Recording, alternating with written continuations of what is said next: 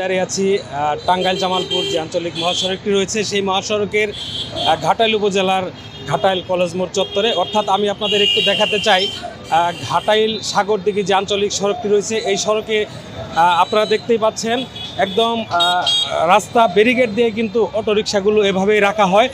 আপনারা দেখতেই পাচ্ছেন হাজার হাজার যাত্রীদের ভোগান্তির শিকার হতে হচ্ছে। এটি যদিও রাস্তাটি খুব একটি প্রশস্ত নয়, আপনারা দেখতেই পাচ্ছেন রাস্তা অর্ধেকাংশের বেশিটুকু দখল করে অবৈধভাবে অটো এবং রিক্সা এভাবেই দিনের পর দিন এখানে পার্কিং করে রাখা হয়। নেই কোনো ব্যবস্থা। আসলেই অনেক সময় আমরা দেখেছি এখানে প্রশাসন অভিযান চালালেও অভিযানের পরেও কিন্তু আবার সেই একই অবস্থা হয়ে যায়। আপনারা দেখতেই পাচ্ছেন এভাবে কিন্তু প্রতিনিয়তই এই রিক্সাগুলো অটোরিকশাগুলো এভাবে পার্কিং করে রাখা হয়ে থাকে। এই যে আপনারা দেখুন ইতিমধ্যে কিন্তু রোডটি একদম বন্ধ হয়ে গিয়েছে, মানুষের চলাচলের খুবই অসুবিধা হচ্ছে।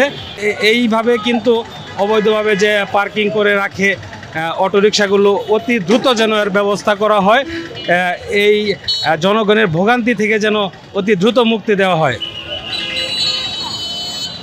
এই মুহূর্তে আমি দাঁড়িয়ে আছি ঘাটাইল বাজার রোডের যে প্রবেশ মুখটি রয়েছে সেই প্রবেশ মুখে। এখানে আমি আপনাদের একটু দেখাতে চাই এই বাজার রোডটি কিন্তু অনেক চাপা একটি রোড। আপনারা দেখতে পাচ্ছেন রোডের দুই পাশে কিন্তু অবৈধভাবে এভাবেই রিক্সা দাঁড়িয়ে করিয়ে রাখা হয়, যার কারণে এখানেও যানজটের সৃষ্টি হয়। আমি একটু কথা বলবো একজন রিক্সা চালকের সাথে, আপনার সাথে থাকুন। আচ্ছা, এই যে বাজার রোডের মাথায় এইখানে যে আপনার রিক্সাটা দাঁড় করে রাখছেন এটা তো প্রবেশ মুখ, এখানে তো অনেক সমস্যা হয়। এমনিতে রোডটা চাপা, এই পাশে দুইটা রিক্সা আপনারা দাঁড় করে রাখছেন, কি কারণ কি? এটা কি ঠিক? এটা ঠিক না, ঠিক আছে, কিন্তু করার কি আছে? আমার তো এখন তো কামাই করে তো খান রাখবো তো। না, কামাই করে খাবেন ঠিক আছে, এই যে অন্যান্য রিক্সা যেভাবে রাখছে এইভাবে রাখতেন, আপনি এখানে রাখছেন কেন? রাখছি। কেন রাখছেন? এটা আপনার এই রিক্সার কারণে পিছনে অনেকগুলা রিক্সা যানজটের সৃষ্টি হয়েছে, এটা কি আপনার ঠিক কাজ করছেন? না। আচ্ছা ভাই, এই যে এটা তো বাজার রোডের প্রবেশ মুখে যে দুইটা রিক্সা আপনারা এইভাবে দাঁড়া করে রাখছেন, রাস্তাটা অর্ধেক চাইপা গেছে, এভাবে কি রাখা ঠিক হয়েছে? এইভাবে আসলে রাখা ঠিক না। এখন তাছাড়া আমরা কি করবো? এখন তো ওই যে অন্য রিক্সা যেভাবে রাখছে সাইড দিয়ে রাখছে, আপনি তো মেন রোডেও রাখতে পারতেন। এই বাজার রোডের প্রবেশ মুখে দেখেন এই যে মানুষজন যাতায়াতের খুব সমস্যা হচ্ছে। এটা ঠিক আছে, কিন্তু প্রতিনিয়তই আমরা দেখি যে বাজার রোডের এই প্রবেশ মুখে দুইটি করে রিক্সা তিনটি করে রিক্সা এভাবে দাঁড় করে রাখা হয়, যার কারণে বাজার রোডের প্রবেশ মুখটা একদম চাপা হয়ে যায়। অন্যান্য রিক্সাগুলো ক্রসিং করতে সমস্যা হয়, দুর্ঘটনার শিকার হতে হয়।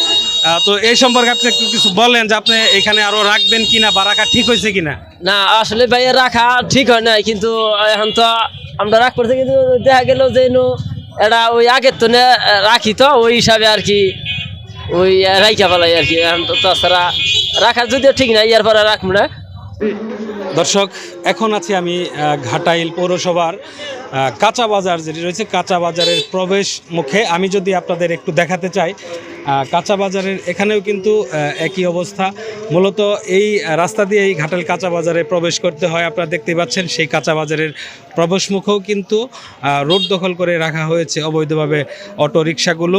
আর বিশেষ করে এই রোড ধরেই কিন্তু ঘাটাইল উপজেলার 3টি ইউনিয়নের মানুষ চলাচল করে থাকে।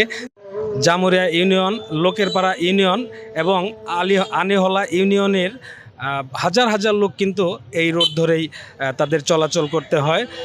বিশেষ করে আমরা লক্ষ্য করেছি, আপনারা এখনও দর্শক দেখতেই পাচ্ছেন কিভাবে অটোরিকশাগুলো অবৈধভাবে রাস্তা দখল করে রাখা হয়েছে। আসলে যেই কারণে হাজার হাজার মানুষের ভোগান্তির শিকার হতে হচ্ছে। বিশেষ করে ঘাটাইল কাঁচা বাজারের এই গুরুত্বপূর্ণ এলাকাটুকুতে যেন অটোরিকশাগুলো নিয়মতান্ত্রিকভাবে রাখা হয়, এমনটাই আশা এলাকাবাসীর। দর্শক, এই ছিল টাঙ্গাইলের ঘাটাইল থেকে সর্বশেষ মোহাম্মদ নাজমুল ইসলাম, দৈনিক ঢাকা প্রতিদিন।